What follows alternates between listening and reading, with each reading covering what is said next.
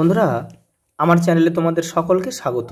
আজ আমরা class 4-এর Ryan Martin প্রশ্নবিচিত্রা থেকে পরিবেশের প্রথম পর্যায়ক্রমিক মূল্যায়নের 7 নম্বর স্কুল সলভ করব। প্রথম প্রশ্ন, মাছের সঙ্গে ব্যাঙাচিদের দেহে কি কি মিল আছে? দেখো, দুটো মিল এখানে আমি লিখেছি। এখানে ফুলকা, মানে মাছের যেমন ফুলকা আছে, ব্যাঙাচিরও কিন্তু ফুলকা দেখতে পাওয়া যায়। মাছের পাখনা আছে, ব্যাঙাচির লেজ রয়েছে। দুটি জলজ সন্ধিপাত প্রাণীর নাম লেখো। চিংড়ি, কাঁকড়া। পরেরটা দেখো, লিপ্তপদ কাকে বলে? এটা প্রাণীর কি কাজে সাহায্য করে?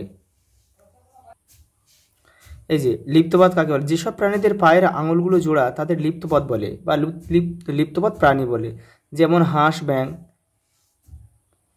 ওর সঙ্গে একটি প্রশ্ন রয়েছে, এটা প্রাণীর কি কাজে সাহায্য করে? এটা প্রাণীর সাঁতার কাটতে সাহায্য করে, তাদের সাঁতারে সাহায্য করে।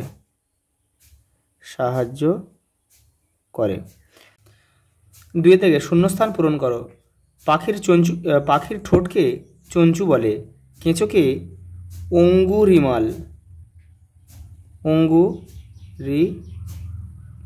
অঙ্গুরিমাল প্রাণী বলা হয়। প্রাণীদের মধ্যে মানুষ প্রাণীরাই সব থেকে উন্নত। পরেরটা, সঠিক উত্তরের নিচে দাগ দাও। গিরগিটি পিঠের দিকে কাঁটা থাকে। বাদুড় আকাশে উড়লেও এরা কিন্তু স্তন্যপায়ী প্রাণী। ব্যাঙাচিদের ফুলকা থাকে মাথার বাইরে।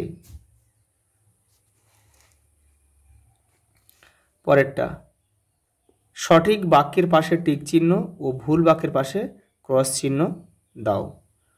কচ্ছপ একটি সরীসৃপ প্রাণী, এটা ঠিক।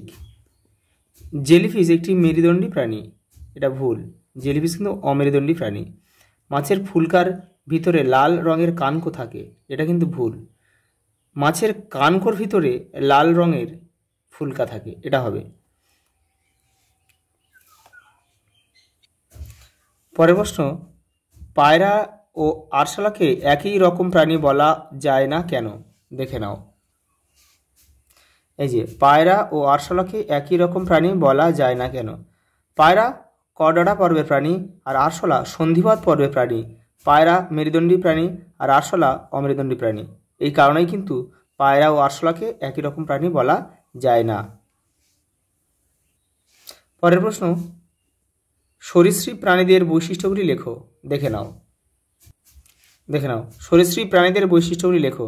এরা বুকে হেঁটে চলে, দেহে দুজোড়া পা থাকে, ফুসফুসের সাহায্যে এরা শ্বাসকার্য চালায়, এরা সাধারণত ডিম পাড়ে।